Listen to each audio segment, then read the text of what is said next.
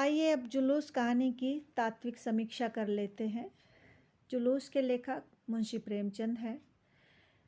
कहानी की तात्विक समीक्षा करने से पहले हम कहानी के मुख्य तत्वों को जान लेते हैं। कहानी के मुख्य तत्व 6 माने गए हैं, जिनमें सबसे पहला कथानक या कथा वस्तु, दूसरा पात्र और चरित्र चित्रण, तीसरा कथोपकथन या संवाद, चौथा देश काल वातावरण, पांचवा भाषा शैली और छठा उद्देश्य। इन तत्वों के आधार पर हम जुलूस कहानी की समीक्षा करते हैं। जुलूस कहानी की कथा वस्तु राजनीतिक और सामाजिक है, लेकिन साथ ही मनोविज्ञान से भी जुड़ी हुई है। इस कहानी में स्वराज के लिए जुलूस निकालना एक राजनीतिक घटना है। वहीं मैकू, शंभुनाथ और दीनदयाल आदि लोगों का जुलूस के साथ जुड़ना और इब्राहिम के घायल होने पर शहर से भीड़ का आ जाना एक सामाजिक संबंध का द्योतक है। और अपनी पत्नी मिट्ठन बाई के साथ कुछ अन्य स्त्रियों का व्यवहार देखकर और उनकी बातें सुनकर बीरबल का हृदय परिवर्तन होना कहानी को मनोविज्ञान से जोड़ देता है। कथा वस्तु कुछ इस तरह से घटती है कि एक जुलूस शहर में निकल रहा है। जुलूस का अर्थ होता है एक भीड़, प्रदर्शन, रैली, शोभा यात्रा वगैरह। तो जुलूस यानी कि एक लोगों का प्रदर्शन हो रहा है अंग्रेजों के खिलाफ। उसका जो अग्रणी नेता है वो इब्राहिम है। जुलूस को देखकर मैकू, शंभुनाथ और दीनदयाल में बातचीत होती है। तो दीनदयाल कहता है कि इसमें कोई बड़ा आदमी नहीं है, और शंभुनाथ कहता है कि लोंडे लफंगों का ये जुलूस है, इसको दरोगा या आगे जो सवार हैं वो मार मार कर भगा देंगे। लेकिन मैकू इस बात से सहमत नहीं है। मैकू कहता है कि बड़े आदमियों को यहाँ आने की ज़रूरत नहीं है, वो अच्छी अच्छी गाड़ियों में घूमते हैं, साहबों के साथ दावत खाते हैं, तो उन्हें यहाँ आने की ज़रूरत नहीं है। जुलूस तो हम जैसे लोग निकालेंगे जिनको रोटियों की मुसीबत है। और वो जुलूस के साथ चलने के लिए तैयार हो जाता है। उसके साथ साथ शंभुनाथ और दीनदयाल भी चलने के लिए तैयार हो जाते हैं। जुलूस में वहाँ जाकर देखते हैं तो एक दूसरा हमारा आगे बिंदु आ जाता है कि जो दारोगा है बीरबल सिंह, वो अपने सवारों के साथ जुलूस को रोकने के लिए कहता है, और इब्राहिम उसे आश्वासन देता है कि हम कोई दंगा फसाद नहीं करेंगे, हिंसा नहीं करेंगे, कोई लूटपाट नहीं करेंगे, हम शांतिपूर्वक अपना जुलूस निकालना चाहते हैं, अपने अफसरों से पूछ लो। लेकिन जो बीरबल सिंह है वो मना कर देता है, और बीरबल सिंह कहता है कि आगे जाने का आपको आदेश नहीं है। इब्राहिम के ना रुकने पर या ना मानने पर वो उसे एक डंडा मारता है, जिससे वो सिर पकड़कर बैठ जाता है, और जैसे वो सिर पकड़कर बैठता है तो वो घोड़ा वहाँ उधर चला देता है, और घोड़े की टाप से बीरबल घायल हो जाता है। उसके घायल होते ही पहले बीरबल के घोड़ा दौड़ाते उसके जो साथी अन्य सवार हैं वो भी अपने घोड़े जुलूस पर दौड़ा देते हैं। और जब बीरबल के घोड़े की टापों से इब्राहिम घायल हो जाता है तो वहाँ एक भगदड़ मच जाती है, और ये सोचना फैलते ही कि बीरबल ने उसको घायल कर दिया है इब्राहिम को, और इब्राहिम अभी भी वहाँ से हटने के लिए तैयार नहीं है, पीछे लौटने के लिए तैयार नहीं है। तो शहर से लाखों लोगों की भीड़ आ जाती है। लाखों लोगों की भीड़ आने पर जब उसको पता चलता है, इब्राहिम को कैलाश से सूचना मिलती है। कैलाश से इब्राहिम पूछते हैं कि क्या भीड़ आ रही है शहर से। कैलाश बताते हैं कि हाँ, लाखों लोगों की भीड़ आ रही है। तो वो कहते हैं कि अब हमें यहाँ से लौट चलना चाहिए, झंडे को लौटा चलो, क्योंकि अगर हम यहाँ से अब नहीं गए तो भीड़ हिंसा कर सकती है, भीड़ के आने से कुछ अनर्थ हो सकता है। यानी कि यहाँ हमें गांधीवादी दर्शन उनका दिखाई देता है। और उसके बाद जब फिर बीरबल सिंह अपने घर जाता है तो मिट्ठन बाई उस पर तंज कसती है और उसको जलील करती है कि वो देशभक्तों से लड़ता है अंग्रेज़ों की भक्ति में, और अंग्रेज़ों से कुछ थोड़े से पैसों के स्वार्थ में, बड़ा आदमी बनने के लिए। ये अच्छी बात नहीं है। उस समय उस पर कोई ज़्यादा फर्क नहीं पड़ता है बीरबल पर। तीसरे दिन फिर उसका बीरबल का देहांत इब्राहिम का देहांत हो जाता है तो फिर एक बार और उसकी अंतिम यात्रा निकालने के लिए जुलूस होता है। उस जुलूस में फिर उसके पास आदेश आता है बीरबल के पास कि वो उस जुलूस को रोकने के लिए जाए। वो वहाँ से अपने सवारों के साथ जाता है बीरबल, और वहाँ जब देखता है जुलूस तो सबसे आगे उसकी पत्नी मिट्ठन बाई दिखाई देती है। मिट्ठन बाई कुछ औरतों के साथ तंज कसती है, पहले कुछ औरतें तंज कसती हैं, तो मिट्ठन बाई बताती है कि ये वही दरोगा है जिसके कारण बीरबल इब्राहिम की मृत्यु हुई है। एक वहाँ पर वृद्धा है, वो अपनी आंखें चढ़ा कर कहती है कि अगर मेरी कोख से ऐसा बेटा जन्मता तो मैं उसकी गर्दन मरोड़ देती। इन सारी चीज़ों को वो सुनता रहता है, लेकिन धीरे धीरे उसके अंदर ही कुछ परिवर्तन चलता रहता है। और जब अंतिम संस्कार हो चुका होता है इब्राहिम का, इब्राहिम की वसीयत में ये भी लिखा हुआ था कि उसका अंतिम संस्कार या उसका जो शरीर को दफनाया जाएगा वो पहले गंगा नदी में, जो हिंदुओं की पवित्र नदी है, उसमें स्नान कराया जाए और उसके बाद उसकी डेड बॉडी को दफनाया जाए। जब उसे ये पता चलता है बीरबल को, तो उसके अंदर हृदय परिवर्तन हो जाता है और अपने एक तरफ उसकी पत्नी मिट्ठन बाई, एक तरफ उन औरतों के तंज, दूसरे उस वृद्धा का तंज, और तीसरे हिंदू मुस्लिमों की इतनी देशभक्ति में इब्राहिम का चले जाना दुनिया छोड़कर, यह सारी चीज़ें उसके दिल पर एक ऐसा प्रभाव डालती हैं कि धीरे धीरे उसे देशभक्ति उसके अंदर पनप जाती है और अंग्रेज़ों की भक्ति में अपने ही लोगों की मृत्यु का कारण बनना उसे कहीं ना कहीं अंदर कचोटता रहता है। तो उसकी जब अंतिम संस्कार हो जाता है, एक तरफ मिट्ठन बाई कहीं अपने एक पार्क में बैठी है और वो सोचती है कि क्या किया जाए, मायके चली जाए या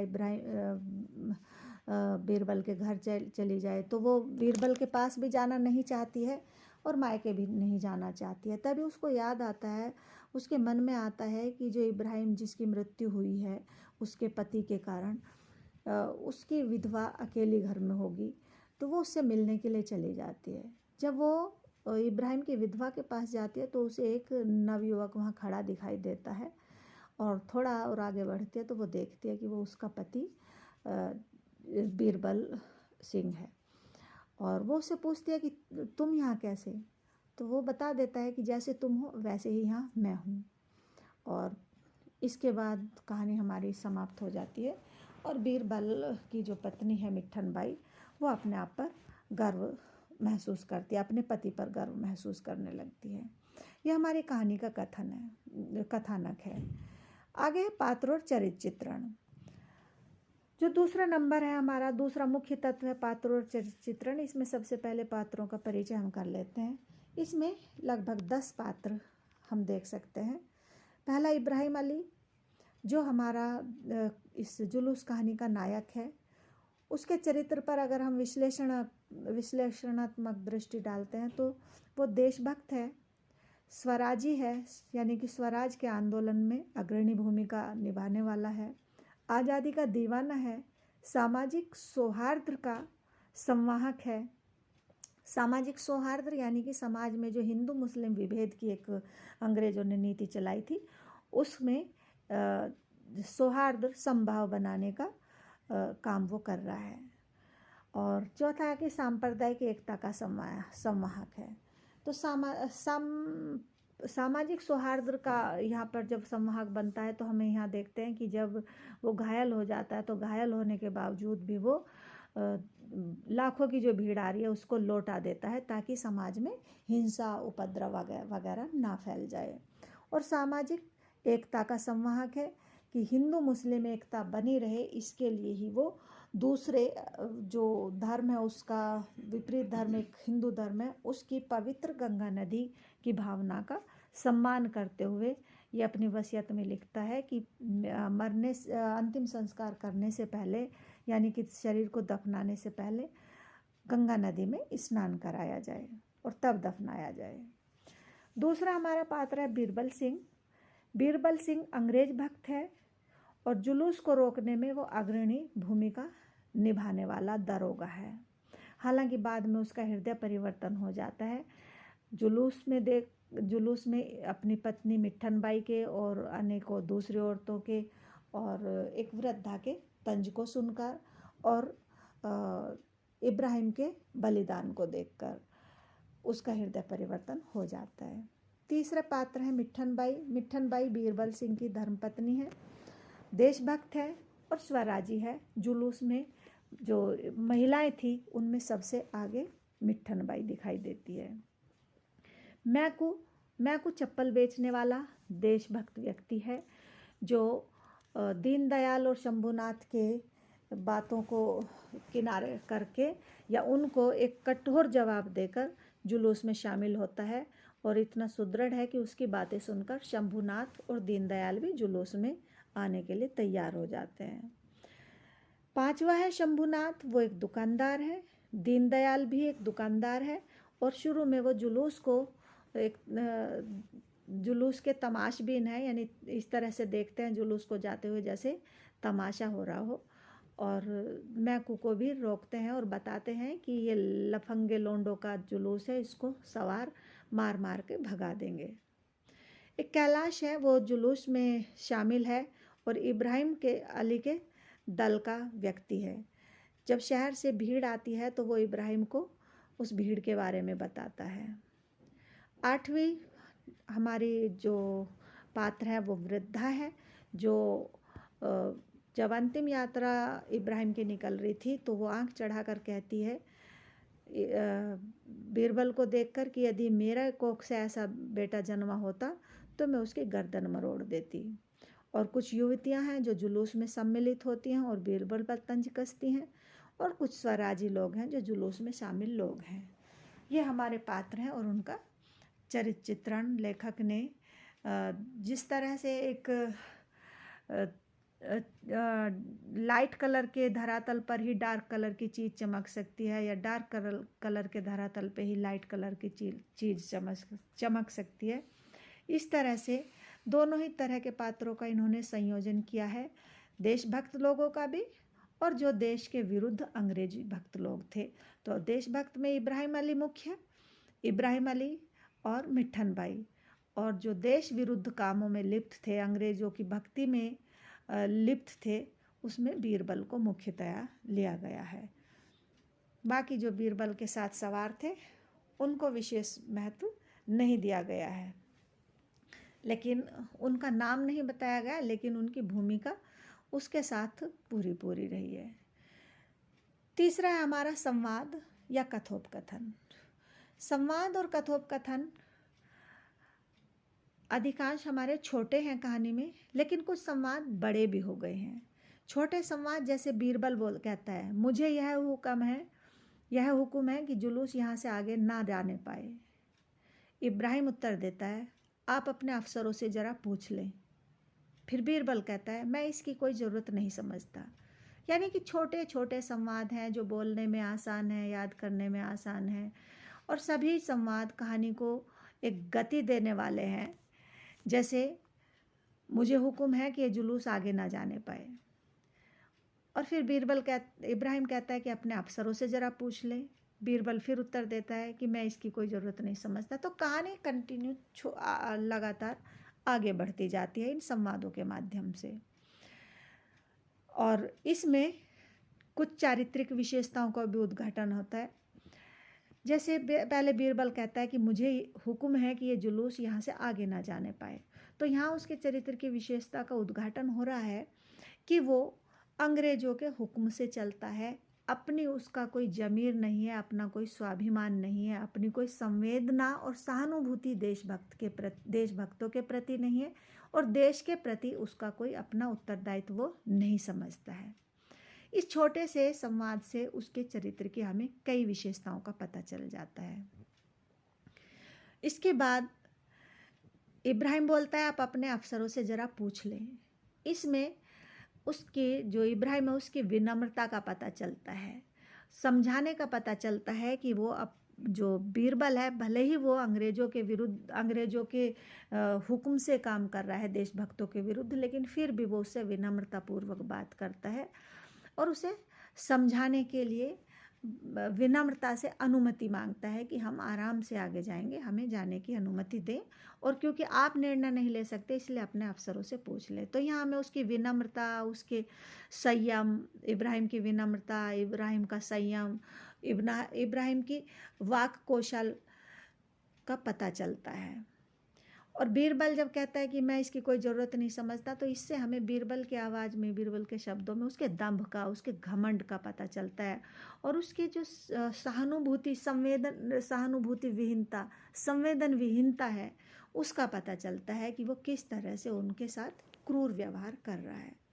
तो सभी जितने भी संवाद हैं वो एक कहानी को आगे बढ़ा रहे हैं, कहानी को गति प्रदान कर रहे हैं, और दूसरा पात्रों की चारित्रिक विशेषताओं का उद्घाटन कर रहे हैं।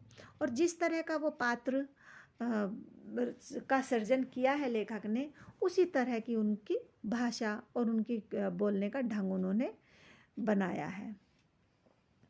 कहानी में कुछ संवाद लंबे भी हैं, लेकिन जो लंबे हैं वे लंबे होने के बावजूद इतने रोचक हैं कि पाठकों में कौतूहल बढ़ता जाता है और वो उसको आगे पढ़ते चलते जाते हैं। कहीं भी पाठक को लंबे संवाद से ऊब का अनुभव नहीं होता है। संवादों के माध्यम से कई सार्थक उक्ति भी कही गई हैं, जैसे मर्द लज्जित करता है तो हमें क्रोध आता है, स्त्रियां लज्जित करती हैं तो ग्लानि होती है। तो इस तरह की कुछ सार्थक उक्तियों का भी उन्होंने, प्रेमचंद ने अपनी कहानी में, अपने संवादों में प्रयोग किया है। आगे आता है देश काल और वातावरण। कहानी का चौथा मुख्य तत्व देश काल वातावरण है। अगर हम जुलूस कहानी के देश काल का और वातावरण का विश्लेषण करते हैं तो हमें पता चलता है कि प्रेमचंद का कहानी लिखने का जो समय शुरू होता है वो 1915 से शुरू होता है। हालांकि उससे पहले भी उन्होंने कहानी लिखी थी, लेकिन उससे पहले उन्होंने उर्दू में कहानियाँ लिखी थी। देवनागरी में सबसे पहली कहानी सोत नाम की 1915 में प्रकाशित हुई थी सरस्वती पत्रिका में, और 1936 में उनकी मृत्यु हो गई थी। तो हम देखते हैं कि 1915 से 1936 के बीच में जो हमारा था, आज़ादी के लिए लड़ाई लड़ने का, संघर्ष का काल रहा था। कांग्रेस उस समय बहुत सारे संघर्ष कर रही थी और उसका नेतृत्व गांधी जी कर रहे थे। और गांधी जी जब नेतृत्व कर रहे थे तो गांधी जी का जो मुख्य दर्शन रहा था अहिंसावाद, उसका प्रभाव पूरे भारत में दिखाई पड़ रहा था। तो उसी को हम देखते हैं कि हमारी जुलूस कहानी में गांधीवाद का पूरा प्रभाव हमें दिखाई पड़ता है। जहाँ तक जगह की बात है, देश मतलब जगह और काल मतलब समय। तो जगह, जब इब्राहिम घायल हो जाता है और कैलाश उसे बताता है कि लाखों की भीड़ शहर से आ गई है, तो इससे पता चलता है लाखों की भीड़ किसी बड़े शहर में ही इतनी जल्दी जुटाई जा सकती है, आ सकती है। किसी छोटे शहर में या गांव में लाखों की भीड़ इतनी जल्दी नहीं आ सकती है। तो हम अनुमान लगा सकते हैं कि भारत का कोई बड़ा नगर है। और वातावरण का चित्रण इन्होंने अच्छे ढंग से कर दिया है कि एक जुलूस निकल रहा है, कुछ लोग तमाशे देख रहे हैं, कुछ लोग जो अंग्रेज भक्त हैं, अंग्रेजों की सेना में काम कर रहे हैं, भारतीय होने के बावजूद वो किस तरह से जुलूस को या प्रदर्शन को दबाते हैं, उसका दमन करते हैं, हिंसापूर्वक उसका दमन करते हैं। तो ये पूरा वातावरण इन्होंने अपने इसमें चित्रित कर दिया है। इब्राहिम के घायल होने की सूचना पर शहर से जो भीड़ आती है, उससे हमें ये पता चल जाता है कि जब जुलूस निकलना शुरू होता था तो ज़्यादा लोग उसमें नहीं जुड़ते थे, लेकिन जैसे ही उसका दमन करने के लिए अंग्रेजी सेना, अंग्रेज़ों के पिट्ठू भारतीय सेना में शामिल लोग अत्याचार करके उनका दमन करते हैं, जुलूस में शामिल लोगों को या जुलूस का दमन करने का प्रयास करते हैं, तो लोगों की भीड़ निरंतर बढ़ती जाती है और हिंदू मुस्लिम अपने भेदभावों को भुलाकर देश की आज़ादी की लड़ाई में कूद जाते हैं। तो ये सारा का सारा चित्रण उन्होंने अपनी कहानी में अच्छी तरह से किया है। इसके बाद आता है भाषा शैली। कहानी का पांचवा मुख्य तत्व भाषा शैली होता है। प्रेमचंद की जुलूस कहानी की अगर हम भाषा पर चर्चा करते हैं, भाषा का विश्लेषण करते हैं, तो इन्होंने अपनी कहानियों में बोलचाल की स्वाभाविक भाषा का प्रयोग किया है। उर्दू के शब्दों का हालांकि इन्होंने अधिक प्रयोग किया है। साथ ही उन्होंने भाषा को सरल और सहज बनाने के लिए बोलचाल की भाषा में प्रयोग हो रहे, रोज़मर्रा में प्रयोग हो रहे अंग्रेजी के शब्दों का और संस्कृत के तत्सम शब्दों का भी प्रयोग किया है। अंग्रेजी के शब्द police, Hunter, superintendent, graduate, DSP, stretcher आदि का इन्होंने कई जगह प्रयोग किया है। और तत्सम शब्दों का भी इन्होंने भरपूर प्रयोग किया है। स्वाधीनता, आदर्श, वृद्धा, क्षमा, स्पष्ट, अपमान, चेष्टा, प्रवाहित, निर्दयता वगैरह वगैरह आदि आदि जो शब्द हैं ये जुलूस कहानी से हम जुलूस कहानी में हम देख सकते हैं, जो संस्कृत के तत्सम शब्द हैं। इसी तरह देशज शब्दों का भी उन्होंने लोंडे, लफंगे, सिरफिरे, धाक आदि का प्रयोग किया है। जहाँ भाषा प्रभावी बनाने के लिए जिस भाषा के शब्दों की ज़रूरत पड़ती है उसी भाषा के शब्दों का ये प्रयोग कर लेते हैं, और जहाँ ज़रूरत पड़ती है लोकोक्ति की, मुहावरे की, उसका भी ये प्रयोग करते हैं। शैली की बात करें तो प्रेमचंद ने जुलूस कहानी में विवरणात्मक शैली, वर्णनात्मक शैली, भावनात्मक शैली, विचारात्मक शैली और हास्य व्यंग्यात्मक शैली तथा आत्मकथात्मक शैली का सार्थक प्रयोग किया है। और छठा हमारा आता है तत्व कहानी का उद्देश्य। जुलूस कहानी का उद्देश्य आखिर क्या है, क्यों प्रेमचंद ने इसको लिखा? तो जुलूस कहानी के उद्देश्य पर जब हम विचार करते हैं तो हमें पता चलता है कि इसमें लेखक का उद्देश्य देशभक्ति के जज्बे को प्रस्तुत करते हुए देश के विरुद्ध कार्य करने वालों का हृदय परिवर्तन दिखाना है, और साथ ही यह बताना भी है कि यदि हम एकजुट हो जाएं तो कठिन से कठिन लक्ष्य को प्राप्त करना भी सरल हो जाता है। लेखक ने जुलूस के माध्यम से स्वाधीनता संघर्ष के धरातल पर दाम्पत्य जीवन, पारिवारिक जीवन और सामाजिक जीवन का भी प्रभावी चित्रण किया है, और भारतीय जनमानस की संघर्षशीलता और शांति प्रियता का द्योतन और प्रकाशन भी सफलतापूर्वक किया है। इस प्रकार हम देखते हैं कि जो कहानी है ये एक सफल कहानी है और अपने प्रभाव को डालने में पूरी तरह से